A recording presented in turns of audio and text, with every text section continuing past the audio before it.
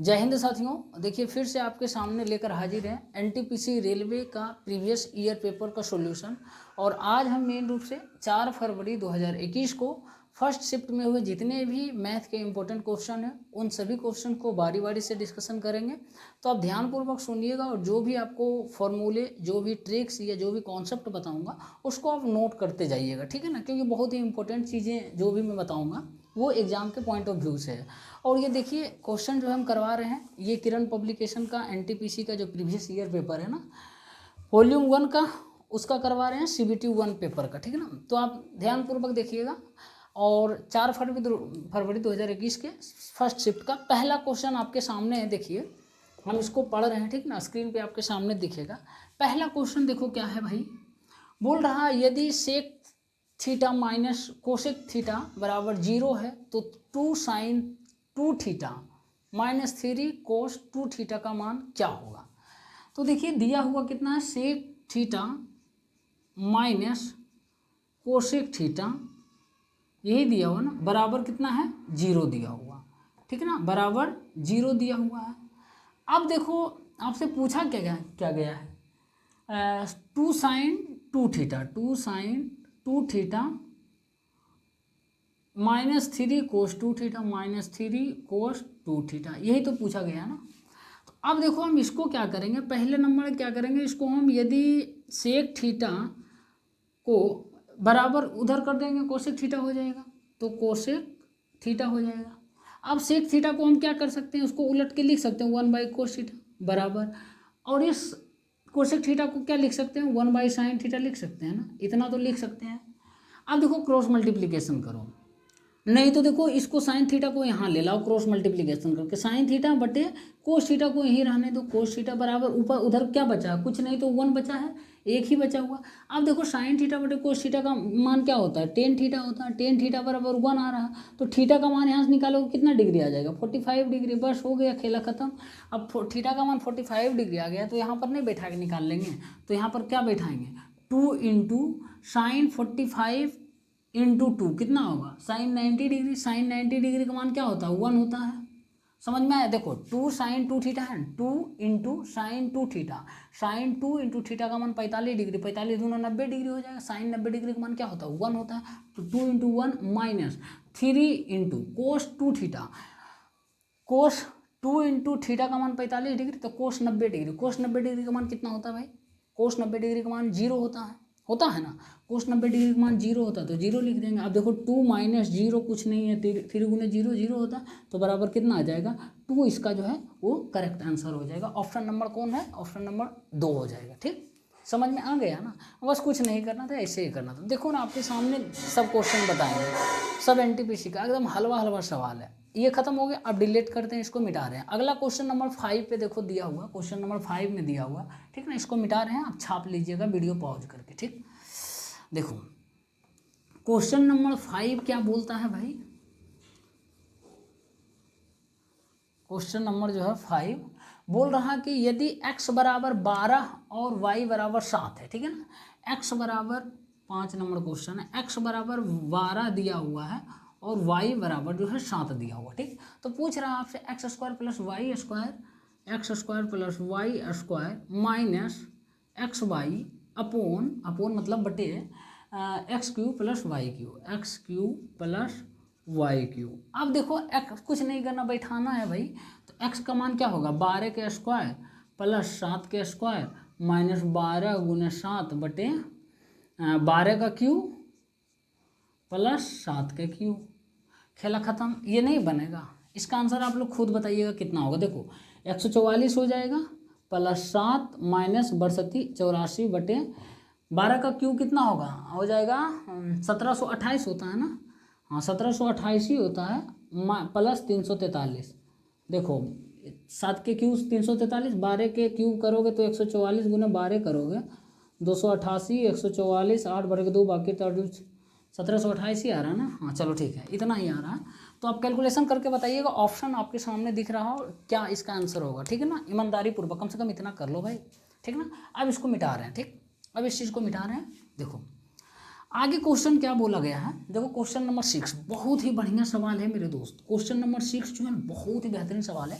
बोल रहा है ब्याज की समान दर पर 24,000 रुपये के मूलधन पर 2 वर्ष में प्राप्त चक्रवृद्धि ब्याज और साधारण ब्याज का अंतर, यानी कंपाउंड इंटरेस्ट और सिंपल इंटरेस्ट का अंतर दिया हुआ 60 रुपया, तो ब्याज की दर पूछ रहा है मेरे दोस्त। ऐसा क्वेश्चन एक बार नहीं ना, मुझे लगता है अपने यूट्यूब चैनल पर ना 20 बार बताए होंगे, 20 से 30 बार। ये बहुत ही फेवरेट क्वेश्चन है, याद कर लेना। और इसके अलावा एक और पॉइंट्स बनता है वो भी लिखवा रहे हैं, तो लिख लेना, ठीक ना, ट्रिक्स, और अपना जहाँ पढ़ते हो वहाँ पर चिपका देना और रट लेना। देखो जब भी मेरे दोस्त 2 साल का लिख देते हैं, 2 साल का जब कंपाउंड इंटरेस्ट और सिंपल इंटरेस्ट के बीच का अंतर दिया रहे, यानी डिफरेंस डी रहे, तो आपको सीधे करना एक फार्मूला रट लेना है और उसको लिख लेना। जब 2 साल के लिए रहे कंपाउंड इंटरेस्ट और सिंपल इंटरेस्ट के बीच का अंतर दिया हुआ, तो डी बराबर अंतर मान लिया, डी बराबर क्या होता है PR² बटे 100 के स्क्वायर होता है, ठीक है ना, 100 का स्क्वायर या तो 100 गुने 100, ये भी आप बोल सकते हैं। तो 2 साल के अंतर जब रहे तब ये फार्मूला यूज करना, ठीक है ना। यहाँ पर डी का मतलब क्या है, इन दोनों के बीच का डिफरेंस, यहाँ डिफरेंस के नाम पर 60 हो जाएगा अंतर। उसके बाद पी क्या होगा, प्रिंसिपल हो जाएगा, आर क्या होगा, रेट होगा यानी दर होगा, बाकी 100 से 2 बार डिवाइड कर देना, ठीक है ना, 100 गुने 100। अब देखो ये हो गया मेरे दोस्त। अब 3 साल के लिए भी मैं लिखवा देता हूँ, ये 2 साल के लिए है, इस चीज़ को लिख लेना, ठीक है ना, बहुत इंपॉर्टेंट है। हम जो बोलते हैं उसका बहुत ज़्यादा वैल्यू रहता है। अब देखो 3 साल के लिए हम इसको मिटा देते हैं, ठीक है ना, थोड़ा सा इधर मिटाते हैं। अब देखो 3 साल के लिए पूछेगा तो क्या होगा, 3 साल के लिए जब आपको दे देगा, 3 साल के लिए कंपाउंड इंटरेस्ट और सिंपल इंटरेस्ट का बीच का अंतर डिफरेंस डी दे देगा, 3 साल के लिए भी देता, ठीक ना। तो इसका क्या होता है फार्मूला, डी बराबर PR² इंटू 300 प्लस आर बटे 100 के क्यू होता है, ठीक है ना। इस चीज़ को रट लेना, PR² इंटू 300 प्लस आर बटे 100 का क्यू होता है, इसको रट लेना। दोनों फार्मूला बहुत इंपॉर्टेंट है, बहुत इंपॉर्टेंट, ठीक ना। अब देखो क्या है, फिलहाल हमको 2 साल का कंपाउंड और सिंपल इंटरेस्ट के बीच का अंतर दिया है ना, तो हम ये फार्मूला लगाएंगे, तो इसको हम मिटा रहे हैं, ठीक, इस चीज़ को मिटा रहे हैं। अब क्या है, ये फार्मूला हम जानते हैं, डी बराबर PR² बटे 100 गुने 100 होता है। 100 के स्क्वायर का मतलब क्या, यही हुआ। अब देखो यहाँ पर क्या है, P का मान कितना दिया हुआ है, सॉरी D का मान पहले कितना दिया, डिफरेंस क्या है, दोनों का अंतर 60 दिया हो, 60 बराबर D के जगह 60 बैठा दिया, अब बराबर है तो बराबर कर दिया। P कितना दिया हुआ, P दिया हुआ 24,000 रुपया, प्रिंसिपल 24,000 दिया हुआ, 24,000 लिख दिया, इंटू R² नहीं पता है, R का मान ही पूछ रहा है आपसे, तो R² ही रहने देंगे, बटे 100 गुने 100 हो जाएगा। समझ में आया। अब देखो कितना कटेगा, देखो 2 0 2 0 खत्म, 1 0 1 0 खत्म। अब देखो 6 चौका 24, 4 बार में कटेगा, और ये 4 25 100 हो जाएगा। तो R² बराबर क्या बचेगा, ये 25 क्रॉस मल्टीप्लिकेशन हो जाएगा 25, तो R बराबर कितना हो जाएगा मेरे दोस्त, 5% हो जाएगा। इसका करेक्ट आंसर, आपसे रेट ही पूछ रहा था, ब्याज दर पूछ रहा था, जो कि इसका कितना आंसर हो जाएगा, 5%, ऑप्शन नंबर 4 हो जाएगा, ठीक है ना। तो इस तरीके से बन गया, यदि फार्मूला आपको पता था, और नहीं पता रहता तो भी बन जाता, कोई बड़ी बात है नहीं, लेकिन थोड़ा सा लेंदी चला जाएगा। और हम यही चाहते हैं, जनरल कंपटीशन में ट्रिक्स इसीलिए सिखाया जाता है कि आप लंबे मेथड को। साथियों देखिए एक और सवाल है, क्वेश्चन नंबर 7 बोल रहा है कि यदि एक कमरे की लंबाई, चौड़ाई और ऊंचाई क्रमशः 20 मीटर, 25 मीटर और 35 मीटर है, यानी लंबाई 20 मीटर है, चौड़ाई 25 मीटर है और ऊंचाई जो है 35 मीटर है, तो पूछ रहा है कमरे की चारों दीवारों का कुल पृष्ठीय क्षेत्रफल निकालिए, क्या होगा। तो देखिए मेंसुरेशन का क्वेश्चन हमेशा बोलते हैं आपको, जब तक फार्मूला नहीं पता है मेरे भाई, एक क्वेश्चन भी हिलने वाला नहीं है। और यदि फार्मूला अच्छी तरीके से पता है आपको, तो हर एक क्वेश्चन 100% एक्यूरेसी के साथ करके आइएगा, कोई दम नहीं रहता इसमें, ठीक है ना। तो फार्मूला रखना जरूरी है यार। फिलहाल 7 नंबर क्वेश्चन आते हैं, तो हमको कमरे के चारों दीवारों का कुल पृष्ठीय क्षेत्रफल पता होना चाहिए। इसका फार्मूला तो लिख देते हैं हम, कमरे के चारों दीवारों है ना, हाँ, कमरे के चारों दीवारों का कुल पृष्ठीय क्षेत्रफल, चारों दीवारों का कुल पृष्ठीय क्षेत्रफल। ये क्वेश्चन जो है ना, ये सब क्वेश्चन हम 9th में बनाते थे, बढ़िया से बनाते, खूब बनाते थे, जमकर बनाते थे। कुल पृष्ठीय क्षेत्रफल जो है वो हो जाएगा 2 इंटू लंबाई प्लस चौड़ाई गुने ऊंचाई होता है। समझ में आया कि नहीं है, बस ये होता है, इसको रट लेना। अब देखो 2 इंटू लंबाई कितना दिया हुआ 20 दिया हुआ, प्लस चौड़ाई कितना दिया हुआ 25 दिया हुआ, और ऊंचाई कितना दिया हुआ 35 दिया हुआ, बस आप कर दो गुना। अब देखो 2 गुने इसको करोगे 45 गुने 35 हो जाएगा ना, हो जाएगा। अब इसको देखो यहाँ पर क्या हो जाएगा, ये 90, 2 गुना 45, 90 गुना 35 करोगे कितना आ जाएगा, 1 शून्य 9 5 45 के 5 बाकी 4 9 27 4 9 27 4 31 3150 मीटर स्क्वायर हो जाएगा, ठीक है ना, मीटर स्क्वायर। ऑप्शन है कोई 3150, हाँ ऑप्शन नंबर सी हो जाएगा, ठीक है ना, ऑप्शन नंबर सी हो जाएगा। और यदि आपको गुना नहीं करना है, आप एकदम काम करने में कोड है, तो आप 7 का मल्टीपल खोज लीजिए इसमें, और ऑप्शन में देख लीजिए 7 या 5 का मल्टीपल कौन है, इसमें 9 का भी मल्टीपल खोज लीजिए, तो आप निकाल लीजिए बिना कैलकुलेशन किए, आपका ये मर्जी है, ठीक ना। चलो अगला क्वेश्चन क्या है, क्वेश्चन नंबर 8 देखो। क्वेश्चन नंबर 8 बोल रहा है, यदि किसी समांतर चतुर्भुज का एक कोण उसके सबसे छोटे कोण के 3 गुने से 28 डिग्री कम है, तो समांतर चतुर्भुज के सबसे बड़े कोण का माप ज्ञात कीजिए। इसका थोड़ा सा कॉन्सेप्ट आपको पता होना चाहिए, ठीक ना, इसको हम मिटा रहे हैं, ठीक, ये फार्मूला याद कर लेना, ठीक ना, लिख लेना नहीं पता है तो। क्वेश्चन नंबर 8 देखो क्या बोल रहा है, एक समांतर चतुर्भुज का एक कोण, सबसे पहले समांतर चतुर्भुज आपको पता होना चाहिए कुछ इस तरीके का बनता है भाई, समांतर चतुर्भुज इस तरीके का बनता है ना। इसका नाम दे दो, ए है, बी है, सी है, डी है। समांतर चतुर्भुज में क्या होता है ना, आमने सामने का भुजा जो है समांतर होता है, ये भुजा समांतर होगा और ये भुजा समांतर होगा, ठीक है ना, पैरेलल होता है। अब बोल रहा है कि समचतुर्भुज का एक कोण उसके सबसे छोटे कोण के तिगुने से, एक कोण जो है सबसे छोटे कोण के तिगुने से। अब देखो इसमें थोड़ा सा कॉमन सेंस की बात बता रहे हैं, सबसे छोटा कोण कौन होगा चारों में से जाहिर सी बात यही या तो ये कोण होगा छोटा, क्योंकि ये देखो फैला हुआ, ये भी फैला हुआ है ना, तो जाहिर सी बात जो है ये दोनों कोण इन दोनों कोण से बड़ा ही होगा। तो एक कॉमन सेंस मान लेते हैं, ये जो है बोल रहा है कि उसके सबसे छोटे कोण, सॉरी एक कोण जो है उसके सबसे छोटे कोण के, ये सबसे छोटे कोण के तिगुने से 28 डिग्री कम है। तो यदि इस कोण का मान थीटा मान लेते हैं, तो इस कोण का मान कितना हो जाएगा मेरे दोस्त, 3 थीटा माइनस 28 डिग्री हो जाएगा ना। फिर से बता रहे हैं, बोल रहा है एक समांतर चतुर्भुज का एक कोण जो है ना, एक कोण, कोई एक कोण ले लो, उसके छोटे कोण के तिगुने से 28 डिग्री कम है, तो छोटा कोण ये मान लो, है कि नहीं, थोड़ा सा सिकुड़ा हुआ है, ये भी कॉमन सेंस, नहीं तो मत मानो, यही मान लो, यदि ज़बरदस्ती करना है तो मान लो, बन जाएगा आंसर। तो इसके तिगुने से 28 डिग्री कम है, बस खेला खत्म। अब देखो समांतर चतुर्भुज की कॉन्सेप्ट पता होना चाहिए कि आमने सामने का कोण जो है ना बराबर होता है मेरे भाई, यदि ये थीटा है तो ये भी थीटा ही होगा, और यदि ये 3 थीटा माइनस 28 डिग्री तो ये भी 3 थीटा माइनस 28 डिग्री ही होगा। अब खत्म कहानी, खेला में कुछ दम रहा। अब देखो ये चतुर्भुज है, समांतर चतुर्भुज है या सम चतुर्भुज रहे या समलंब चतुर्भुज रहे या आयत रहे या वर्ग रहे, इन चारों कोणों का योग क्या होता, 360 डिग्री होता। तो angle A plus angle B plus angle C plus angle D बराबर 360 डिग्री होगा, खेला खत्म। अब सबको जोड़ो भाई, ए का मान कितना है 3 theta minus 28 degree, plus B का मान थीटा, फिर प्लस सी का मान कितना है 3 थीटा माइनस 28 डिग्री, जानते हो ये सब लिख रहे हैं, इतना लिखने का ज़रूरत भी नहीं, प्लस थीटा बराबर 360 डिग्री। अब देखो ये क्या हो जाएगा, टोटल जोड़ो, 3 theta 1 4 theta 3 7 1 8 theta minus 28 56 degree बराबर कितना 360 डिग्री आएगा ना। अब 8 थीटा बराबर कितना आ जाएगा, ये जोड़ो 56 हो जाएगा 416 डिग्री, यही होगा ना, 6 करके बाकी, हाँ थीटा बराबर कितना हो जाएगा 416/8, तो 8 5 40 8 5 40 8 2 16 52 डिग्री आ रहा है थीटा का मान 52 डिग्री। आपसे पूछ क्या रहा भाई, देखो जरा, सबसे बड़े कोण का माप पूछ रहा है, 1 मिनट, अरे यार सबसे बड़े कोण का माप पूछ रहा है, तो सबसे बड़े कोण कौन होगा, यही जाहिर सी बात बड़ा कोण यही माने हैं, ये दोनों बराबर ही लगभग क्या है, ये बराबर, तो ये हो जाएगा। आपसे पूछ रहा है क्या भाई 3 थीटा माइनस 28 डिग्री, तो 52 गुने 3 थीटा, बढ़िया 3 इंटू 52 हो जाएगा थीटा का मान माइनस 28 डिग्री, कितना आ जाएगा आंसर इसका भाई, तो 52 तिया कितना होगा 150 156 हो जाएगा, 156 में से 28 गया तो 128 डिग्री आ जाएगा, ऑप्शन है 128 डिग्री, तो ऑप्शन नंबर 4 हो जाएगा इसका करेक्ट आंसर, ठीक है ना। तो ये तरीका था समांतर चतुर्भुज में क्या क्या है कॉन्सेप्ट, ये चीज़ें ध्यान रखिएगा।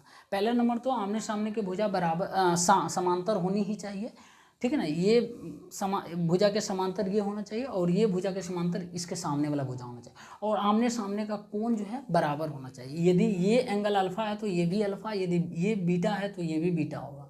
समझ में आया? ये कॉन्सेप्ट ध्यान रख लेना, स्पेशल हम पढ़ाएंगे आपको तो बताएंगे पूरे डिटेल में, और भी चीज़ें हैं। ख़त्म हो गया, ये डिलीट करते हैं, ठीक है ना। सही चल रहा है ना सब कुछ? हाँ भाई चलो, थोड़ा सा हिल गया था, इसको छाप लेना। चलो अगला क्वेश्चन क्या है भाई, देखो बोर्ड कितना गंदा हो गया। अगला क्वेश्चन देखते हैं कौन कौन लड़के देखते हैं स्टूडेंट। अगला क्वेश्चन देखो क्या है, देखना पड़ता है। हाँ बोल रहा है 14 नंबर क्वेश्चन, देखो क्वेश्चन नंबर 14 है। बोल रहा है कि एक्स और वाई एक कार्य को, एक्स और वाई क्रमशः 28 और 20 दिन में पूरा करता है, ठीक है ना। एक्स और वाई जो है एक 28 दिन में पूरा करता है इस काम को, और वाई जो है उसको 20 दिन में पूरा करता है, ठीक है ना। इस चीज़ को ध्यान रखिएगा, ऐसे करता है, ठीक। अब बोल क्या रहा कि 4 दिन बाद, सॉरी, एक्स ने अकेले कार्य शुरू किया, ठीक है भाई, एक्स अकेले शुरू करता है, और 4 दिन बाद वाई उसके साथ कार्य में शामिल हो गया और कार्य पूरा होने तक उसके साथ कार्य किया। कार्य कितने दिन तक, कितने समय तक चला? देखो बहुत ही सिंपल सवाल है भाई, ये सब कुछ है नहीं। आपको जब भी ऐसा रहे क्वेश्चन, पहले एलसीएम लेना है। तो एलसीएम इसका क्या हो जाएगा, इसका कितना हो जाए एलसीएम, यदि जोड़ोगे 5 गुने 4, 7 गुने 4, 35, 140 आता है, ठीक है ना। 140 इसका एलसीएम आएगा, और जो एलसीएम आता है हम वही मानते हैं कि टोटल इसका वर्क है, नहीं टोटल काम ये होता है, ठीक है ना। कुल काम इसको हम मान लेते हैं, जो भी एलसीएम आता है ना दोनों का, दिन का, तो ये टोटल काम मान लेते हैं। अब देखो टोटल काम 140 करना है, ठीक है ना। तो ये एक्स जो है 28 दिन में पूरा करता है, तो इसका इफिशियंसी कितना हो जाएगा, 5 की इफिशियंसी से करेगा। वाई का इफिशियंसी कितना हो जाएगा, 7 हो जाएगा। समझ में आया? अब बोल रहा है एक्स ने शुरू करता है, ठीक है ना, आगे पढ़ लेते हैं। बोल रहा है कि एक्स जो है वो अकेले शुरू करता है काम, 4 दिन के बाद वाई उसके साथ जुड़ जाता है। तो 4 दिन के बाद में जुड़ता है वाई, लेकिन 4 दिन तक स्टार्टिंग में एक्स ही काम शुरू करता है। तो 4 दिन तक काम करता है ए जो है, एक्स जो है वो कितना की इफिशियंसी से करता है दोस्त? तो बोलिएगा भैया 5 की इफिशियंसी से करता है 4 दिन तक काम। तो 4 गुने 5 कितना हो जाएगा, यानी 20 काम ये कर चुका है एक्स, ठीक है ना, स्टार्टिंग के 4 दिन में। अब क्या होता है, 4 दिन के बाद वाई उसके साथ काम पर ऐड हो जाता है। अब 20 काम ये कर लिया है मेरे भाई, उसके बाद वाई भी ऐड हो जाता है। तो वाई ऐड होता है और एक्स भी ऑलरेडी रहता है, तो इन दोनों का इफिशियंसी कितना हो जाएगा, ये पहले 5 के इफिशियंसी से कर रहा है, अब वाई 7 के इफिशियंसी से कर रहा है, तो टोटल 12 की इफिशियंसी से करेगा। 12 की इफिशियंसी से करेगा। तो हमको नहीं पता आगे के कितना दिन में ये काम पूरा कर लेता है, ठीक है ना। तो आगे के मान लेते हैं टी दिन में काम पूरा होता है। तो काम पूरा कितना होता है टी दिन में, 140 काम, और ये ऑलरेडी 20 काम किया हुआ है, तो तब सबको जोड़ेंगे तब ना 140 काम तो हमको पुराना। अब देखो क्या हो जाएगा, तो 12 टी बराबर क्या हो जाएगा, ये उधर जाएगा तो 120, टी बराबर कितना होगा, 10 दिन। यानी 10 दिन मेरे भाई क्या करता है, एक्स और वाई साथ में काम करता है। लेकिन पूछ क्या रहा, अब देखो बोल रहा है कि कार्य पूरा होने तक उसके साथ कार्य किया, ठीक है। तो कार्य कितने समय तक चला? अब बहुत ही बढ़िया सवाल है, बोल रहा है कार्य कितने समय तक चला। देखो कार्य जो है इधर तो 10 दिन तक चला ही, लेकिन अब जो वो आगे का 4 दिन उधर तो भी किया था ना, एक्स किया था ना 4, तो टोटल कितना होगा, 10 + 4 बराबर 14 दिन तक जो है ना वो कार्य चला, ठीक है ना। ऑप्शन नंबर कितना हो जाएगा, 4 हो जाएगा, 14 का 4 है, यही आंसर ही होगा। देख लेते हैं एक बार, ठीक है। चलो ध्यान रख लेना, क्वेश्चन यही पढ़कर हम जोड़ दिए ना, इसीलिए, क्योंकि नहीं तो पूछता है यदि कि आखिरी के बचा हुआ काम कितने दिन में समाप्त होता, तो आखिरी के बचा हुआ काम 10 दिन में ही समाप्त हो रहा, लेकिन बोल रहा काम कितने दिन तक चला। तो पहले तो भी 4 दिन चला था ना, अभी फिर 10 दिन चला, 14 दिन टोटल चला, ठीक। अगला क्वेश्चन क्या है वो बताते हैं। देखो बोल रहा है 17 नंबर क्वेश्चन, भाई बोलते बोलते है ना हालत ख़राब हो जाता है। 17 नंबर, इसको मिटा देना, समझ में आ गया। इसी तरीके से करना, ऐसा क्वेश्चन में 50 बार बताएं भाई। क्वेश्चन नंबर हटा देते हैं इसको, बोर्ड जो है ना मेरा छोटा पड़ जाता है, चैनल भी छोटा है, बोर्ड भी छोटा है। बोल रहा है देखो देखिए एक और सवाल है, क्वेश्चन नंबर जो है आपका 17 है। क्वेश्चन नंबर 17 में कंपाउंड इंटरेस्ट का ये भी बहुत अच्छा सवाल है। बोल रहा है ऐसा क्वेश्चन हमेशा आता है, बोल रहा है चक्रवृद्धि ब्याज की एक निश्चित दर पर एक धनराशि 2 वर्ष में 6400 रुपया और 4 वर्ष में 8100 रुपया हो जाती है, तो पूछ रहा चक्रवृद्धि ब्याज की दर ज्ञात कीजिए। देखिए इसका सीधा आंसर हो जाएगा 9/8 माइनस 1/8 गुने 100, 2 चौका 8, 25 चौका 100, 12.5% आ जाएगा। अब देखो 12.5% कैसे आएगा, ये सब प्रैक्टिस का खेल है भाई, बताए हैं ये सब क्वेश्चन। देखो आप ये सब देखो, जब फार्मूला पता रहेगा ना तभी बनेगा, और प्लस प्रैक्टिस करोगे। अब इसको हम एक मेथड से नहीं 3-4 मेथड से बनाएंगे। देखो 3-4 मेथड हम बता देते हैं। पहला नंबर तो 2 वर्ष में कितना हो जाता है भाई, 6400 रुपया। उसके बाद 4 वर्ष में कितना हो जाता है, 8100 रुपया हो जाता है ना, इतना हो जाता है। पहला मेथड ये है कि प्रिंसिपल निकालना है मेरे दोस्त, कि जब टाइम से ये जैसे जो भी टाइम है इसका दुगना टाइम लेता है ना, दुगना टाइम में जो भी राशि होता है, तो प्रिंसिपल निकालने का फॉर्मूला होता है कि जो 6400 है, 6400 को 2 बार मल्टीप्लाई करो, उसके बाद फिर 8100 से डिवाइड कर दो, ये प्रिंसिपल आ जाएगा। और प्रिंसिपल जो आएगा ना, उसके बाद फिर आपके पास क्या है, अमाउंट दिया हुआ है, टाइम दिया हुआ है, तो क्या रेट निकल जाएगा, ठीक है ना, रेट निकल जाएगा। अब लोग बोलिएगा कैसे निकलेगा, निकाल के बताइए ना जरा, खाली बोलते हैं, लोग बता रहे हैं। ये आ गया।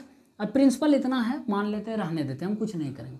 और प्रिंसिपल क्या होता है असल में, अमाउंट बराबर क्या होता है, P × 1 + R/100 पे पावर T होता है नहीं इतना। अब देखो अमाउंट कितना दिया था, 6400 दिया है, 6400 हो जाता है बराबर P कितना है, 6400 × 64/81 है। अब 1 + R/100 पे पावर 2 है, 2 वर्ष में बोल रहा है स्टार्टिंग के। अब देखो ये 6400 खत्म, ये जाएगा 81 और ये नीचे आ जाएगा 64 आ जाएगा, तो ये देखो स्क्वायर होल स्क्वायर है, इधर आएगा तो रूट में आ जाएगा, तो रूट में निकालोगे तो 9/8 आ जाएगा। फिर ये बचेगा 1 + R/100, फिर 1 इधर ले आओ, -1 बराबर R/100। अब देखो यहाँ पर क्या हो जाएगा, ये 9 - 8 आएगा, 9 - 8/8 बराबर R/100, तो 1/8 बराबर R/100, R बराबर क्या आएगा, 25/2 आ जाएगा, मतलब 12.5%, 12.5% आ गया। ये एक तरीका हुआ, ठीक, नहीं समझ में आया यहाँ पर। जब भी टाइम, देखो हम बताएं टॉप 100 क्वेश्चन का सीरीज में बताएं, ठीक है ना, कितना बार देखो, जब भी टाइम से मतलब मान लिया जाए कोई राशि अमाउंट ए होता है ना, और यही दुगना इसके टाइम में 2t टाइम में अमाउंट बी हो जाता है जाकर, यानी किसी निश्चित दर से एक निश्चित समय में अमाउंट यदि ए होता है कंपाउंड इंटरेस्ट के हिसाब से, और उसके दोगुने समय में अमाउंट बी हो जाता है, तो प्रिंसिपल निकालने का डायरेक्ट शॉर्टकट तरीका है कि आप जो है ना इन दोनों के बीच का टाइम का गैप कितना है, 2 का होगा ना, दोगुना वर्ष में हो रहा है तो क्या होगा, 2, ये आपका 4 दूना 8, हाँ सॉरी दोगुना वर्ष है ना, 4 4 8 है ना, तो इसका जो भी होगा 4 से 8 होगा ना, तो दोगुना वर्ष में होगा तो सीधे इसका स्क्वायर कर देना, A² हो जाएगा प्रिंसिपल। दोगुना वर्ष में होगा तब, ठीक है ना, दोगुना वर्ष में होगा तब। ये हो गया, प्रिंसिपल निकल गया, बाकी सब नहीं निकलेगा। ये तरीका हुआ पहला मेथड। अब दूसरा मेथड भी बता देते हैं। देखो दूसरा मेथड क्या है,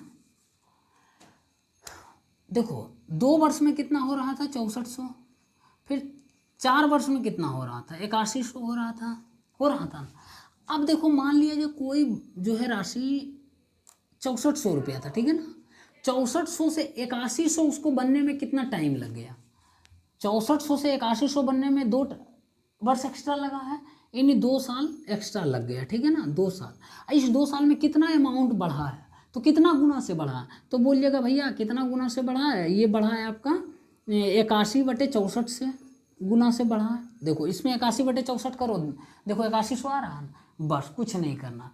अब जो इसका फार्मूला सीधे रेट का फार्मूला होता है, R बराबर या तो A/P पे पावर 1/T -1 × 100% होता है रेट का फार्मूला, नहीं तो एक और फार्मूला R बराबर N पे पावर 1/T -1 × 100 होता है, ठीक है ना। ये सब हम बहुत पहले याद कर लिए हैं और प्रैक्टिस किए हैं तो बना है, बड़ा मज़ा आता है। कंपाउंड इंटरेस्ट का है ना, बहुत मतलब जब आप अच्छी तरीके से तैयार रहोगे ना फार्मूला वगैरह या प्रैक्टिस करके, लगेगा यही क्वेश्चन दे तो बनाए।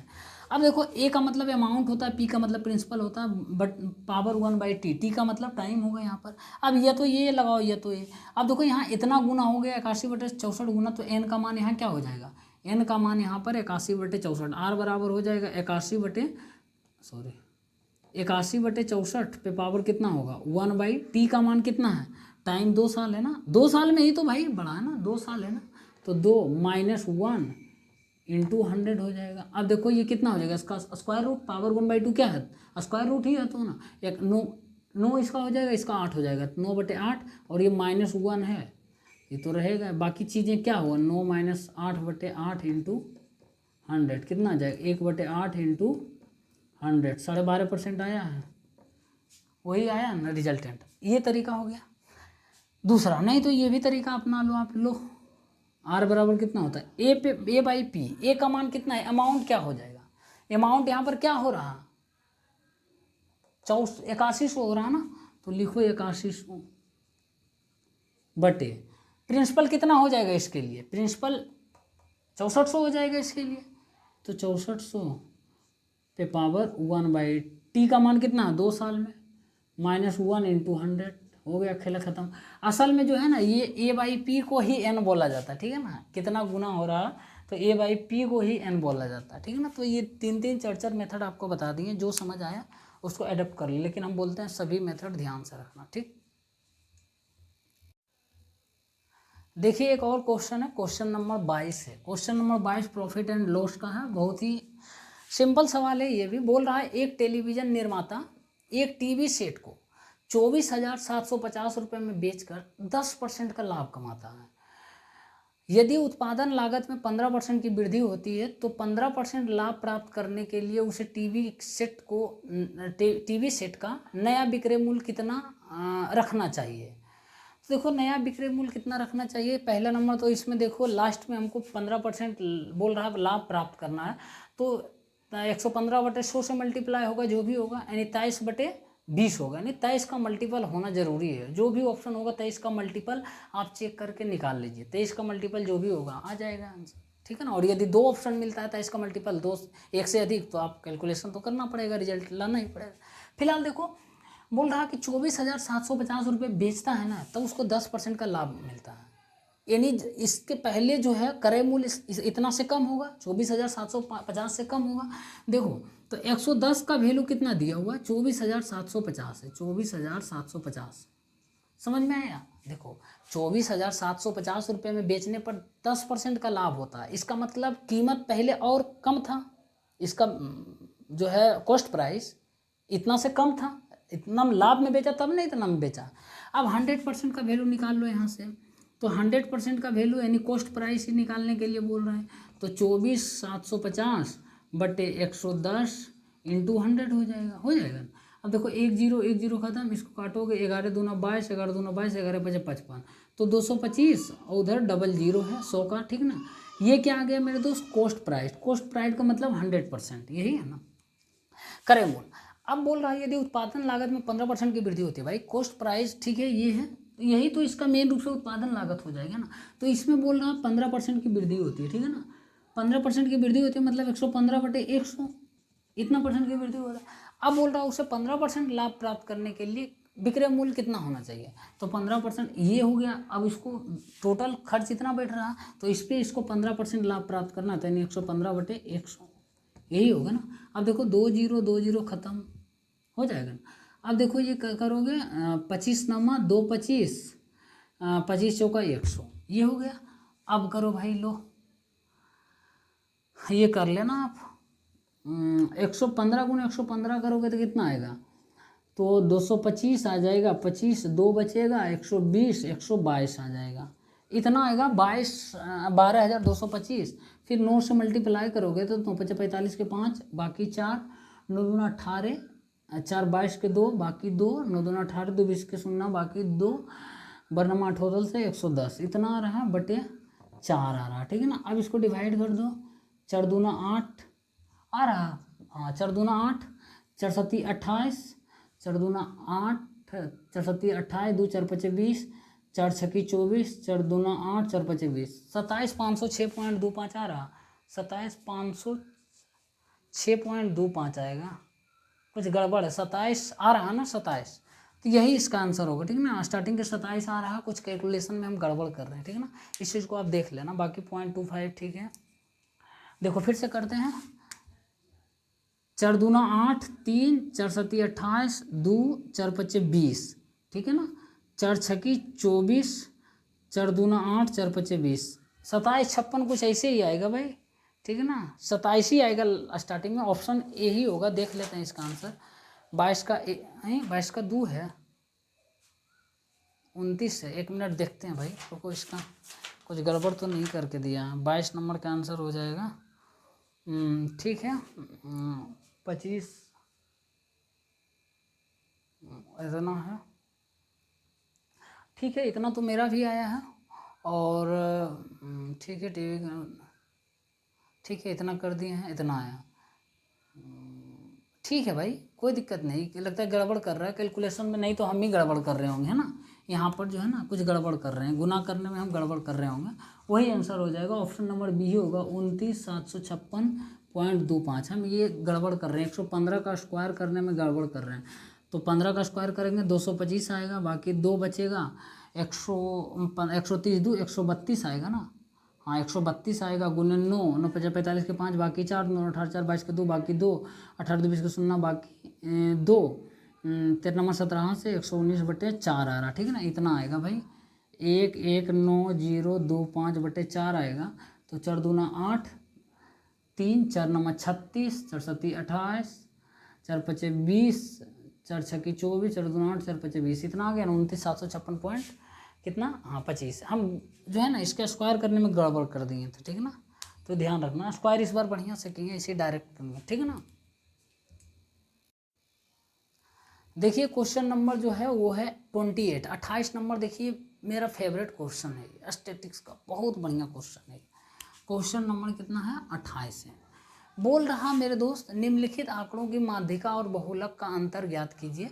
और उनको आंकड़ा दिया हुआ है 2 3 5 7, लिख देते हैं 2 3 5 7। उसके बाद फिर 2 3 3 5, 2 3 3 5 7 और 9, है ना, 7 और 9। इसका बोल रहा है आपको बहुलक और माध्यिका का अंतर। देखो मेरे भाई, बहुलक माइनस माध्यिका निकालना है, ठीक है ना, ये निकालना है ना। देखो भाई बहुलक, सॉरी माध्यिका माइनस बहुलक दिया हुआ है, ठीक है ना, याद रख लेना। माध्यिका माइनस बहुलक है, क्योंकि ऑप्शन अभी हम यही पूछने वाले थे कि माइनस में है कि प्लस में भाई, तो लेकिन बहुलक, ठीक है ना। चलो माध्यिका और बहुलक के अंतर निकालना। अब देखो माध्य में तो कोई दम नहीं है। यदि माध्य पूछता तो ये जो भी आंकड़ा है इसको जोड़ के जितना संख्या उतना से डिवाइड कर देते, माध्य निकल जाता है ना। एवरेज उसको बोलते हैं दूसरी भाषा। लेकिन माध्यिका हमको पूछ रहा है, तो सबसे पहले माध्यिका निकालने का तरीका क्या है ना, जो भी आंकड़ा दिया रहेगा उसको लिख लेना। अभी जो बता रहे हैं, जो भी दिए गए आंकड़ा रहेगा उसमें से माध्यिका पूछेगा, तो सबसे पहले उन सभी नंबर को आरोही क्रम में सजा देना है, यानी असेंडिंग ऑर्डर में, बढ़ते हुए क्रम में सजा देना। तो सबसे छोटा नंबर पहले 2 है, 2 लिख दिए, ठीक है ना। उसके बाद 3 के बार है, 2 2 बार है तो 2 2 बार लिख दिए। 3 3 बार है तो 3 बार लिख दिए 3। उसके बाद फिर 5 कितना बार है, 2 बार है तो 5 2 बार लिख दिए। फिर 7 तो 2 बार है तो 7 लिख दिए। फिर 9 है। अब देखो इस सभी को जोड़ देख लेंगे कि कितना नंबर लिखाया है, इतना है कि नहीं। तो 2 4 6 8 10 नंबर है, 2 4 6 8 10 नंबर है। मतलब पूरी तरीके से हम लिख दिए बढ़िया से, कोई नंबर छूटा नहीं। और लिखने में जल्दीबाजी मत करना, क्योंकि नंबर छूट जाता है। अब माध्यिका निकालना क्या है ना मेरे दोस्त, देखो 2 4 6 8 10, 2 4 6 8 10। अब देखो असल में माध्यिका बीच नंबर का, बीच का नंबर को बोलता है, ठीक है ना। इधर से 10 है ना, 10 आ रहा है, 10 का आधा क्या होगा, 10 गो नंबर है, 10 का आधा क्या होता है, 5 होता है। तो इधर से भी 5 जोड़ो, गिनो 1 2 3 4 5, इसको घेर दो। फिर उधर से भी 5 गिनो, 1 2 3 4 5। अब इन दोनों आ गया नंबर। असल हम क्या बोले, अभी बीच का नंबर होता है, बोलिएगा भैया 2 2 आ गया बीच का नंबर, इधर से भी गिने 5 ये आया, इधर से गिने 5 ये आया। तो अब दोनों क्या करना, इन दोनों को जोड़ के 2 से डिवाइड कर देना, ठीक है ना। तो ऐसे भी 3 और 5 के बीच का कौन सा नंबर होगा, 4 ही नंबर होगा, है ना। तो 3 + 5/2 बराबर कितना होगा, 8/2 बराबर क्या होगा, 4 हो जाएगा। ये 3 और 5 के बीच का नंबर निकालना, तो 4 ही तो होता है ना। अब देखो ये हो गया, ठीक ना। अब बोलिएगा विषम संख्या रहता है, ये 10 था तब ने 5 5 जोड़े, यदि 9 रहता तो और आसान है। 9 मान लिया जो कोई ओड नंबर रहता, ठीक है ना, ओड नंबर में एक जोड़ के 2 से डिवाइड कर देते हैं। जैसे 9 को संख्या रहता तो 9 प्लस 1 जोड़ के 2 से डिवाइड कर देते हैं, 10/2 बराबर 5। तो 5 इधर से भी गिनते और उधर से भी गिनते तो सेम ही नंबर आता, एक ही नंबर आता, ठीक है ना, 2 को नंबर नहीं आएगा। तो वही वाला इसका माध्यिका हो जाता, ठीक ना। अब देखो माध्यिका आ गया। बहुलक क्या है, तो बहुलक निकालने का फार्मूला है, नहीं तो आप इसमें देखिए सबसे ज़्यादा नंबर का रिपीटेशन जो है ना वही बहुलक हो जाता है। तो बहुलक में सबसे ज़्यादा रिपीटेशन इसका किसका है, 3 का रिपीटेशन है। तो बहुलक मेरे भाई, बहुलक आपका कितना हो जाएगा, ये आ जाएगा 3 आ जाएगा। तो आपसे पूछ रहा माध्यिका और बहुलक का अंतर, माध्यिका कितना आ जाएगा 4 - 3 बराबर कितना आएगा 1 आ जाएगा। ऑप्शन है कोई एक, ऑप्शन नंबर 4 हो जाएगा, ठीक है ना। 28 का 4 ही होगा। चलो ठीक है 28 का 4, क्योंकि देखो बहुलक निकालना जो भी सीरीज दिया रहता है, डाटा दिया रहता है, जिस नंबर का रिपीटेशन सबसे ज़्यादा बार होता है वही बहुलक होता है। तो इसमें रिपीटेशन 3 का सबसे ज़्यादा बार है, 3 बार है, तो यही बहुलक होगा। नहीं तो बहुलक का एक फार्मूला भी लिख लो, बहुलक का फार्मूला होता है 3 माध्यिका -2 माध्य होता है, ठीक है ना। अब यहाँ पर माध्य आपको निकालना पड़ जाएगा, ठीक है ना। माध्य निकालने का मतलब एवरेज निकालना पड़ जाएगा, बाकी फार्मूला पर निकाल दोगे यही आएगा, ठीक है ना, यही आएगा। आप निकाल कर देखना, नहीं आएगा तो कमेंट करना नहीं आता। देखिए एक और सवाल है, क्वेश्चन नंबर 30, ठीक है ना। क्वेश्चन नंबर 30 भी बहुत ही सिंपल सवाल है, थोड़ा लॉजिकल है।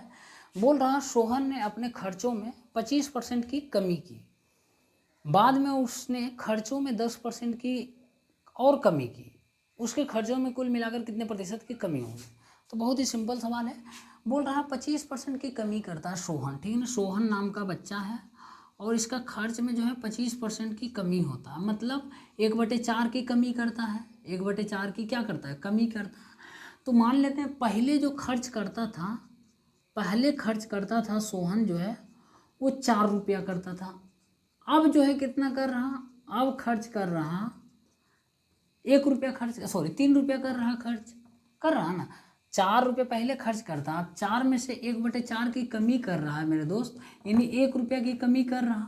तो अब कितना का खर्च कर रहा, 3 रुपया खर्च कर रहा। अब क्या बोला है कि बाद में उसने खर्चों में 10% की और कमी की, भाई 10% की और कमी किया, अब खर्चा इतना कर रहा है ना, 10% की और कमी कर दो, तो अब और 10% की कमी जो है हो रहा। तो पहले 3 रुपया खर्चा था, अब इसमें 10% की कमी करेंगे तो 9/10 यानी 90/10, तो कितना आ जाएगा मेरे भाई 27/10 रुपया, यानी 2.7 रुपया अब वो मतलब खर्च कर रहा, ठीक है ना, इतना कर रहा। खर्च में क्या करता है, कमी ही करता है ना, 10% कमी और करता है, ठीक है। अब यहाँ क्या बोल रहा भाई, बोल रहा कि कुल मिलाकर कितने प्रतिशत की कमी हुई। तो बहुत ही सिंपल है, कुल मिलाकर कितने प्रतिशत की कमी हुई। तो देखो पहले खर्च कितना करता था 4 रुपया, अब कितना फाइनली कर रहा 2.7 रुपया, तो कितना प्रतिशत की कमी हुई भाई, तो कितना प्रतिशत की कमी हुई, अंतर ले लेंगे कितना 1.3 का अंतर हो जाएगा आपका, हो जाएगा फिर कितना में कमी पूछ रहा है तो इंटू बटे बड़ा वाला वैल्यू नीचे लेंगे। कमी में जब भी लेना है तो नीचे में बड़ा वाला वैल्यू लेना, ठीक है ना। तो बड़ा वाला वैल्यू 4 है, इंटू 100 हो जाएगा, तो क्या हो जाएगा, ये काटो भाई, रहने दो, ये 4 कितना आ जाएगा, ये 130/4 आएगा, मतलब 65/2, 32.5% की। ऑप्शन है 32.5%, हाँ 32.5% एक ऑप्शन हो जाएगा। तो ये ऑप्शन नंबर, ठीक है ना, 30 का खत्म हो गया। अब देखो क्वेश्चन नंबर 33, मेरे दोस्त एक बात ध्यान रख लेना, आपको लगता होगा भैया बता रहे हैं कैसे कैसे बता रहे हैं, नर्वस टाइप का लगते होंगे, मेरे दोस्त मैं नर्वस नहीं हूँ, ठीक है ना। ये सब क्वेश्चन को ना मैं 5 मेथड से बनाऊंगा, मेरे अंदर इतना काबिलियत है मैथ में, मैथ को लेकर। मैं पहले यूट्यूब पर मैथ से ये स्टार्ट किया था, और मैं अपने से चैनल नहीं बनाया, मेरा लॉज में जहाँ पढ़ते थे ना वहाँ पर आसपास के लड़के रूम पर मेरे जो रहते थे वो मैथ पूछने आते थे, और उनको मैं मैथ बताया करता था। तो उसी में से कुछ लड़के जो है सजेस्ट किए, भैया आप कितना डेली को बताइएगा, डेली किस सब लड़कों को आप यूट्यूब चैनल बना लीजिए, उस पर मैथ का वीडियो डाल दिया करिए, ठीक ना। वहाँ पर से हम देख लेंगे, जो भी फार्मूला होगा, जो भी कॉन्सेप्ट बताइएगा, ठीक ना। तो ये सब बहुत ही सिंपल क्वेश्चन है, कोई बड़ा चीज़ है नहीं, आप करिएगा तब ना। बोलते हैं मैथ नहीं बनता, मैथ रीजनिंग, भाई लल्लू लल्लू सवाल है, ये सबको है ना बाएं हाथ का खेल मैथ और रीजनिंग एनटीपीसी के लिए। क्वेश्चन नंबर 33 देखो, ट्रिग्नोमेट्री का बोल रहा है यदि sine theta minus cosec theta बराबर √2 है तो पूछ रहा है sine cube theta minus cosec cube theta का मान क्या होगा। अरे भाई बहुत ही सिंपल सवाल है, इसको क्यूब कर दो, हो गया, मन है तो क्यूब कर दो।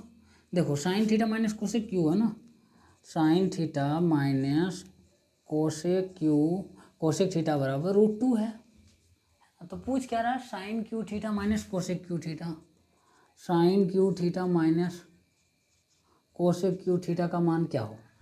तो हम इसको यदि क्यूब कर देते हैं दोनों तरफ तो क्या हो जाएगा, इसको क्यूब कर दो, क्यूब करोगे तो निकलेगा ना, दोनों तरफ क्यूब करोगे तो a माइनस बी का होल क्यू क्या होगा, फार्मूला पता होना चाहिए, ए क्यू तो sine cube theta minus B cube cosec cube theta minus 3ab, 3ab देखो 3 हुआ a into B, sine theta into cosec theta हुआ नहीं आ जाता तो कहे इतना लिखें 3ab into a minus B होता, ठीक है ना, इंटू a माइनस बी। तो a माइनस बी कितना था, a माइनस बी √2 था ना, a minus B √2, sine theta minus cosec theta बराबर √2 था ना, बराबर √2 का क्यू करोगे तो कितना आएगा, 2√2 आएगा, 2√2 ही आएगा ना।